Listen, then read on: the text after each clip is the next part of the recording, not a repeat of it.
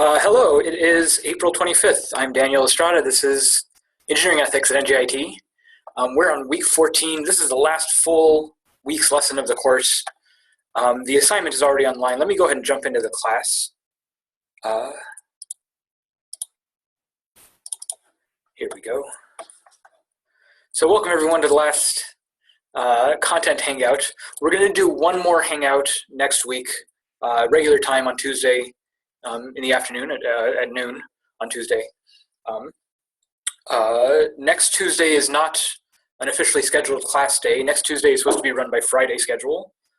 So people who usually come might not be able to make it. People who don't usually come might be able to make it. I'm just going to be there just to wrap everything up, close everything out, sort of put a little cap on the end of the semester. Your lesson 15 assignment is just what did you learn? What were your favorite topics that we talked about in the course? What are your suggestions for improving the course in the future? Lesson 15 is not a difficult assignment, but I do encourage you to do it. It's worth 100 points, which is as much as your research project. Those are basically free points. So make sure you do lesson 15.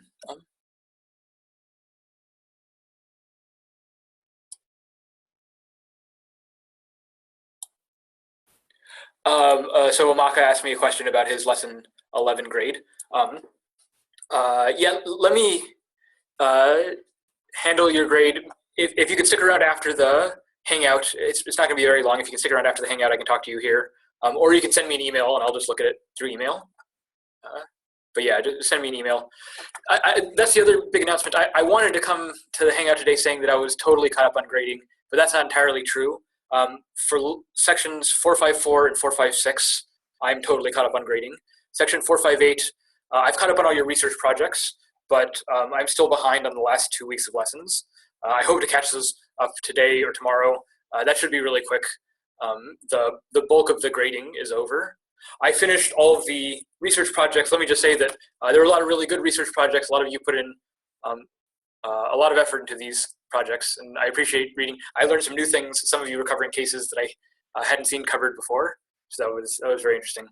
I will say plagiarism is just a long process. It's sending out a lot of emails and coordinating with the dean to arrange a bunch of meetings. I'm finding about 5 students per section. These sections are 60 students large, so about 5 students per section. I'm having to write an email and send them to the dean. So just so you have some sense of how many students are plagiarizing in an ethics course, about 5 out of 60. This is after we spent an entire semester talking about ethics,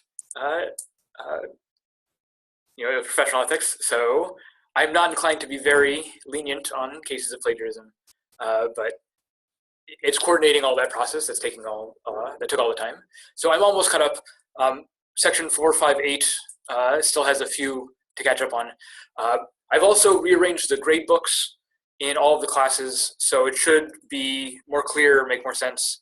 Remember, you can calculate your final grades by just adding up your score. So the percentage that Moodle gives in the grade sheet, it has a little percentage number at the very bottom. That number is not accurate because it weights the assignments in a not correct way. So the correct way of calculating your final grade is just adding up all your raw score, all the total points that you have. And then there's a grade scale in the rubric. There's a grade scale in the syllabus. You can go in there and see where the cutoff for an A and a B plus and a B and so on are. That's in the syllabus. Just add up all your total points. That'll also tell you how many points you need to complete by the end of the semester. Remember, lesson 15 is worth 100 points just by itself. Just a little what did you learn assignment. So we have lesson 14. We have the replies from lesson 13 due tonight. We have lesson 14 due this week. Lesson 15 due next week. And any extra credit assignments are also due next week. And you can still do these 2 extra credit assignments. You can also do 2 replies in the extra credit thread. All those assignments added up, that's 100 plus 30 plus 100. 230, 200, a possible 260 points that you might still have to earn. Oh, plus the attendance credit. So you have 260 points, over 250 points still left to earn. that can be the difference between a full grade letter. So start looking at that, start thinking about if you need to do the extra credit to wrap up the course. I have the lecture online where I go over a lot of the themes in the course, in the lesson for this week, lesson 14. I had a few other things that I wanted to say about Uber and the sharing economy today during the lecture, or just for about 15 minutes for this video. But let me go ahead and pause here and see if anyone has any questions or comments about the grading, about any of these last few assignments that need to be done. If anyone has any questions, please interrupt, please ask.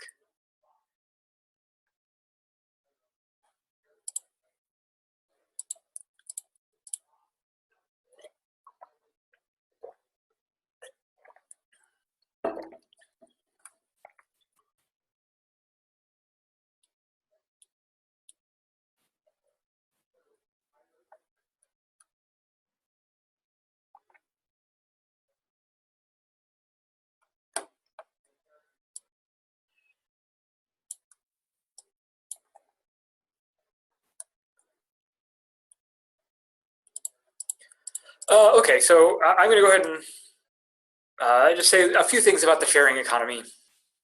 The sharing economy is this term that people use to talk about collaborative digital sharing of resources.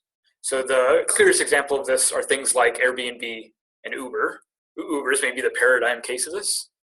But this kind of sharing economy has lots of different dimensions to it. The open source community is a kind of sharing economy where you're sharing is software, sharing code, and this isn't just individuals contribute to the open source community. Even the big corporations contribute major software projects to the open source community and give the stuff away for free.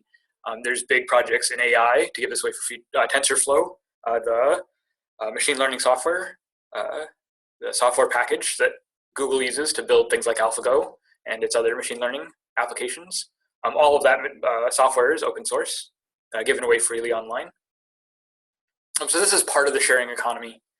eBay might be a sort of original version of this kind of sharing economy, right? eBay is where people resell their old stuff online to people who want it. Sometimes, it's hard to find a buyer for particular items, but on the internet, everyone's there. So you might be able to sell very sort of niche items. When I moved into this office, there was in the drawer, I guess whoever was in this office last, or whoever was using this desk last, had left a set of old Indiana Jones playing cards in the drawer. And I looked them up on eBay and they were worth $6. I probably couldn't go on the street and sell them for $6, but there's someone on the internet who would buy them for $6. Right, so being able to hook people up,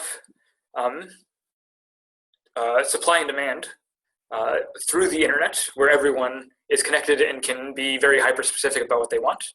Right, this is what the sharing economy allows, and the idea, this is what the digital age allows. And the idea of the sharing economy is to take advantage of these digital resources for better distributing our resources. So, so Uber is maybe the clearest example of this, right? So with Uber, it's a taxi service where you have a little app on your phone and you can hail an Uber car, and the phone app manages all the payment and manages the hailing of the cab. So it's really easy to get a car to come to you. It's really easy to get to where you're going.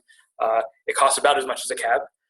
The trick here is that Uber is not a cab company, and the people who are driving the car are also people who own those cars. So it's people who are driving for themselves.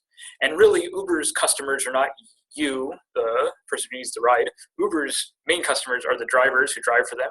Those are the people that they need to attract to use their app in order to generate this business. So Uber's pitch to the drivers is that they will get more money working for Uber than they would if they were riding for a traditional taxi service. So one of the links in this week's reading is this digital labor conference.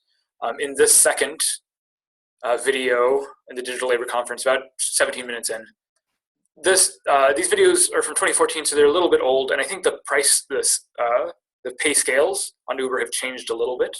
But this is how Uber was pitching its service early in the process, and they would tell drivers that this is the kind of rates that you would get for working at Uber, where you take home 70% of your fare. You give Uber 20% of your fare as right. So when you pick up a driver, they're paying you. They pay you fare. 70% of that fare, 70.8% of that fare is going to you, the driver. 20% of that fare is going to Uber for running the app, running the service, and then you have a few 5% on gas and 5% on other operational costs. Right. So this is what you're taking home. This is what you're paying out to run your vehicle. This is what you're taking home in profit, and this is what you're paying to Uber.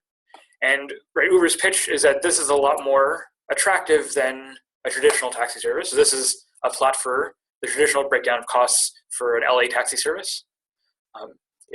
For a taxi driver in LA, the typical taxi driver is taking home about 40% of the fare, right, where Uber is saying that drivers can take home 70% of the fare.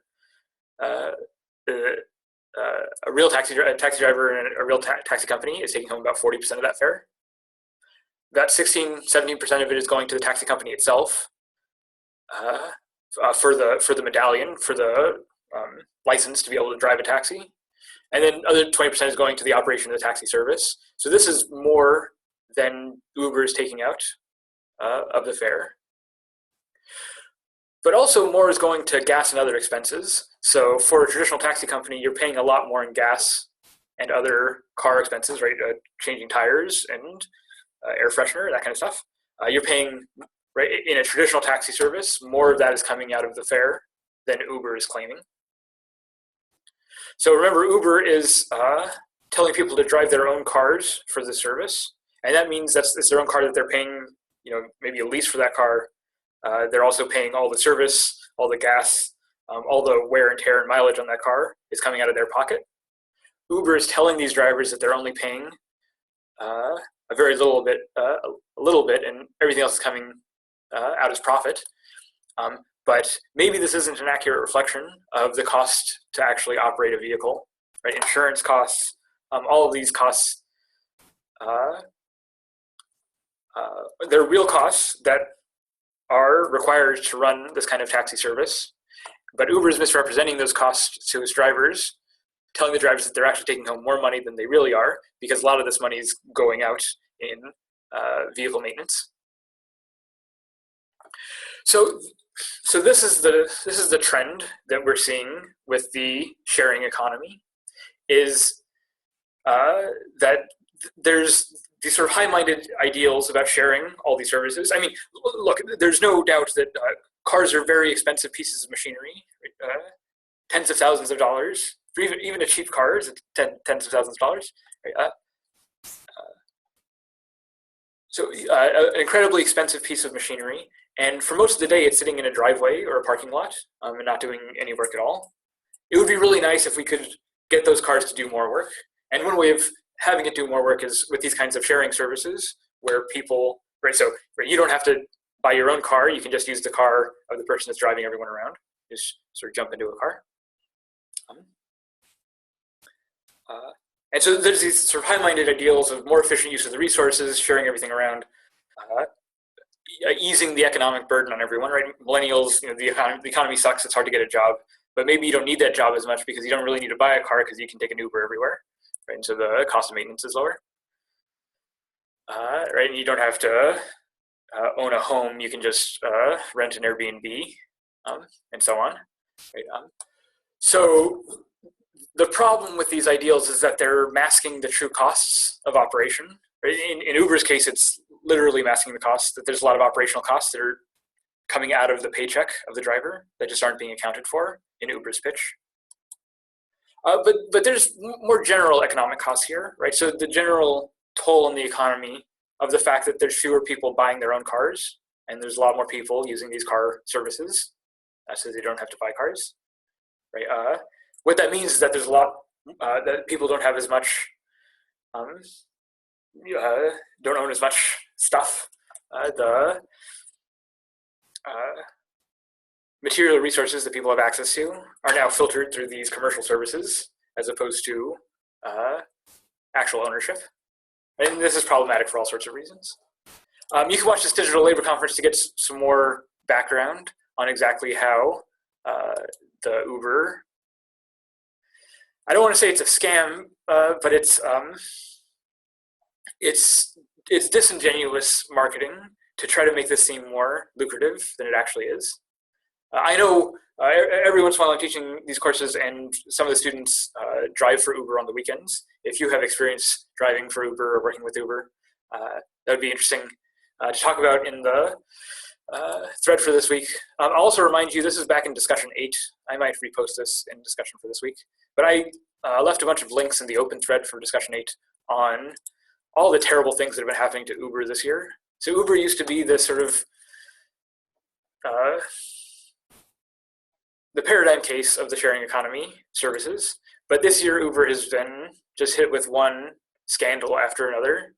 The delete Uber scandal at the beginning of the year, the sexual harassment claims from several different people, and all sorts of problematic things happening within the Uber culture that's causing people to leave Uber in droves. The CEO, including the CEO, but also a lot of the people at Uber, they're leaving Uber. They're not putting Uber on their resume because they're worried it might not get them hired somewhere else. Right? This is all stuff that's really bad for the company. There's also all sorts of legal concerns that they were stealing other companies' tech. This is part of that self-driving cars that they've been putting on the road. So Uber's been having a rough time of it, and this might be just a problem with Uber, but it also might be a problem with the general sort of tech culture that's driving the sharing economy. The other service to talk about here is Airbnb. There's lots of these kinds of sharing economy services, but I just wanted to mention Airbnb. So Airbnb, it's like a hotel service where you can rent a room or an apartment or an entire house from people who are away for the week or away for the weekend. So the idea is that, well, if that house is just sitting there empty, why don't we just share the resources around? So Airbnb provides a service to hook up the homeowners with the people who need a place to stay.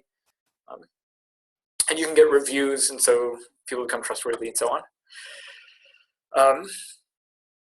Airbnb has become quite popular. It's important to recognize that it's a hospitality service. It's like a hotel service, and there are big regulations for how to manage a hotel business, right? About service standards and cleanliness standards, things like non-discrimination. Right? If you're a business, you can't turn people away because of the color of their skin or whatever. Right? That kind of discrimination is not legal and can get you in trouble. But Airbnb is not officially a hotel service, so they're not subject to the same hotel regulations and laws and taxes, right? And this has consequences. So, for instance, one kind of problem is that if someone uses your Airbnb place and completely trashes the joint, well, that's kind of on you to clean it up, to make sure your insurance covers it. Airbnb isn't going to give you insurance to cover it. And this has been a problem sometimes where people get their places completely trashed and Airbnb isn't there to help you. If you're a hotel and your hotel room gets trashed, that hotel is covered with insurance so that it's not a financial or legal problem, right? There's procedures for handling it, and those procedures are developed by the industry over long periods of time. And part of the way that these sharing economy services work, like Airbnb, is that they're routing around the whole regulatory environment, right? So there's these strict regulations in place about how to operate a hotel or a taxi service. And those regulations put a very high barrier to entry into these marketplaces. And so these sharing economy services are finding ways of routing around the regulations, right? So you don't need to get a taxi medallion in order to drive a taxi cab legally. You can just drive your own car and use our service and sort of route around that expense. You don't need to get a license to operate a hotel. You can just rent out your place on Airbnb. But you have none of the protections, none of the regulations that protect that industry.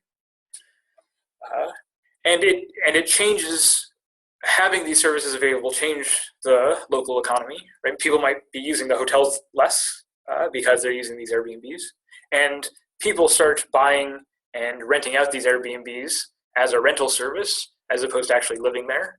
So a few months ago, I went last spring actually. I went to Washington D.C. I stayed in an Airbnb. There's a ton of Airbnbs in the downtown Washington D.C. area, right around the National Mall where all the tourists are.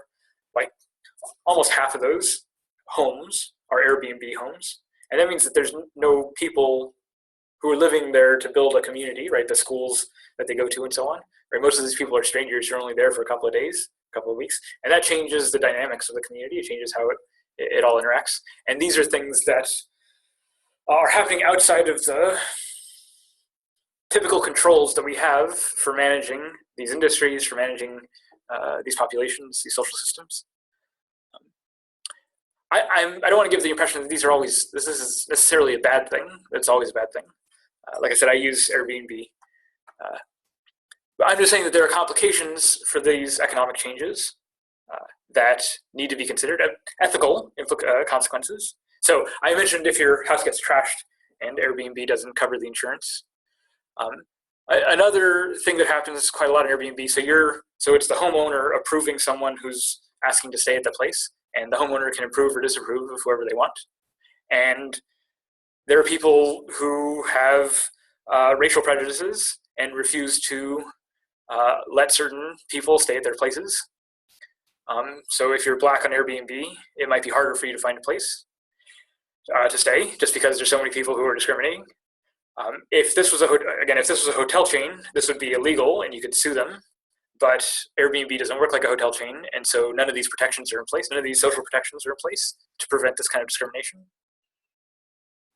Right, so how do we manage the digital age with these kinds of changing services? And automation, all the AI stuff that we've been talking about, has allowed for these new kinds of economic and social interactions that just weren't possible before. So the ethical challenge that arises here is how do we manage all this stuff? How do we keep how do we protect people? How do we protect people both in the safety sense, but also just in the general ethical sense, from being screwed over? How do we protect people within this new economic environment? I don't have the answers here. I'm just raising these as some questions, some angles of attack on some of the issues for this week's lesson. I guess one last thing to say about this, I guess maybe before the sharing economy became a big buzzword, the peer economy, there were a lot of people in the very early days of the internet talking about the attention economy. 2001, there was a big book published about the attention economy. Attention economy means managing one's attention, managing what comes into and out of our awareness. So this is a big buzzword back in the early days of the internet when the web was first being developed. And they were thinking about things like, okay, so when I look at a website, where do my eyes fall on the screen? Or where are my eyes naturally drawn to and away from things?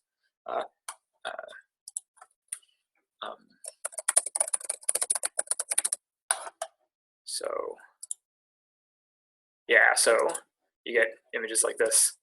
This is an eye tracker. So this is a heat map from an eye tracker. So you put little glasses on people to track where their eyes are moving, and then you have them surf the web and see where their eyes look on a web page. So here's the Google heat map on an eye tracker. So you can see that people's, they look at their search results and they look right here at the first top results. And that's why that's the high price real estate for advertisements, because that's where people are looking. They also look over here at these advertisements, and so you get advertisements over there, and they look less at the screen as it goes down. Although they're going to be scrolling, so the target focus of their vision is going to stay in roughly the same place. Right. So understanding how attention is drawn to different places helps us understand how to better construct those places to help us navigate them. Right? Understanding how attention is drawn across a website tells you how to arrange information on that website so that it's best received by the audience. And this is a general lesson because attention is a very general aspect of our cognitive access to the world. Right? The way that we think, is by having our attention drawn from place to place. For instance, if there's a loud sound that happens behind me, it catches my attention and makes me look over there. What I'm doing when I look behind me is I'm turning all my really sensitive sensors, right, my eyes and my ears, I'm turning them towards the sound to see what was happening. Or if the sound is loud enough, maybe I don't turn around, maybe I just run. But in either case, it's something grabs my attention, and when it has my attention, I shift all my cognitive resources to dealing with it. When I turn around to look at it, what I'm doing is I'm arranging my sensors to point it at the sound, so I can know better what's going on. So this is how cognition works generally, is that you process whatever is the target of attention, and attention shifts back and forth depending on what's going on. So Herbert Simon, early AI person, an early cyberneticist, was thinking about attention and information back in the 70s. He's the guy who comes up with the notion of attention economy. I just want to read this quote. He says, in an information-rich world, a wealth of information means a dearth of something else, a scarcity of whatever it is that information consumes. And what information consumes is rather obvious. It consumes the attention of its recipients. Hence, a wealth of information creates a poverty of attention and a need to allocate that attention efficiently among the overabundance of information sources that might consume it. Right? If we're in an information-rich age, then there's going to be a poverty of something else. There's going to be a lack of something else, a lack of whatever it is that information consumes, whatever it is that information takes over. And Simon says information takes over attention. Right? What information information are the signals that attenders are picking up on. So when you have an abundance of information, what you have is a poverty of attention to deal with all that information. Think, for instance, about how many movies come out every year. Hundreds of movies come out every year. Hundreds of movies come out every year in just English. Right? Never mind all the movies around the world. It's impossible for any one person to see all those movies. Right? There's too much movies. Too many movies, not enough time to watch all those movies. So you have to figure out which of those movies are worth watching. And how do you do that? Well, the biggest way you do that is by paying attention to all your friends and what movies are they seeing. Right? If your friends are saying that they really liked some movie or other, right, that might make you more interested in seeing it. If all your friends are saying some movie is terrible, then maybe you don't want to see it, or maybe you do want to see it in order to join in on the mocking of a terrible movie. But in either case, you're using everyone else's opinions on this movie in order to decide whether it's worth your attention. Right? So you're letting other people, in some sense, sort of pre-process the information for you before you devote your own resources to it.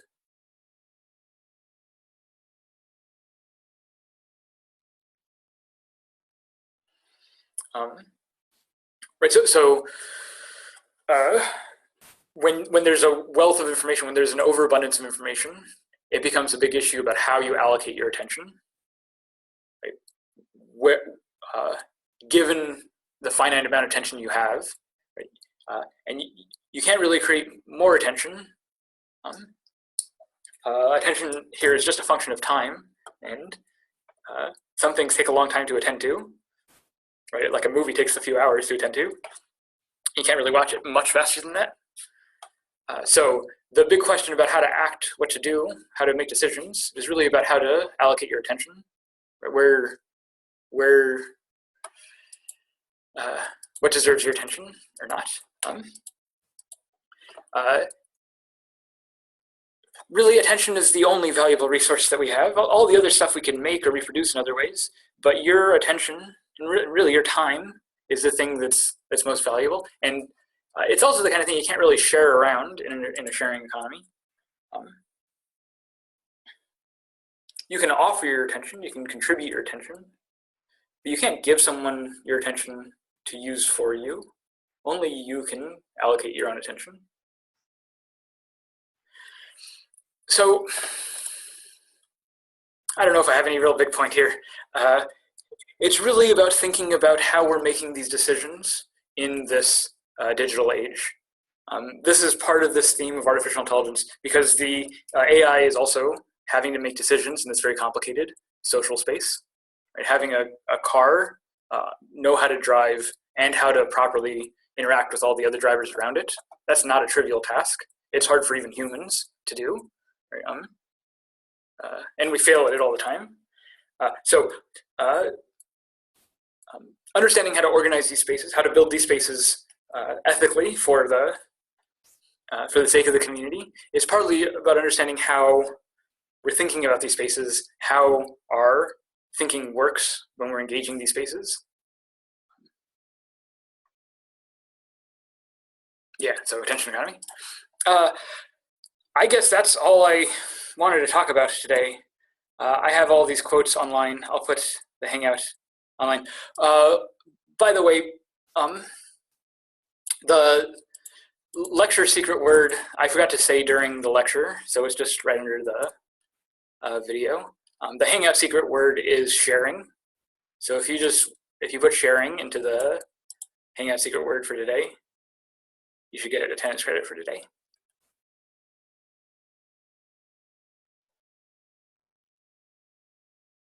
All right, there's still a bunch of people in chat. Are there any questions, comments, concerns? I don't have a lot more to lecture about, but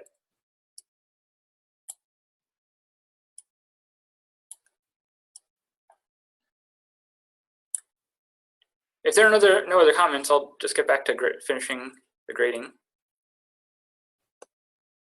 Oh yeah, Emron, yeah. Please send me those photocopies. I'd like to see them. The lecture secret word is on Moodle. It's right there. Hangout secret word. I'll write again in chat. Oops.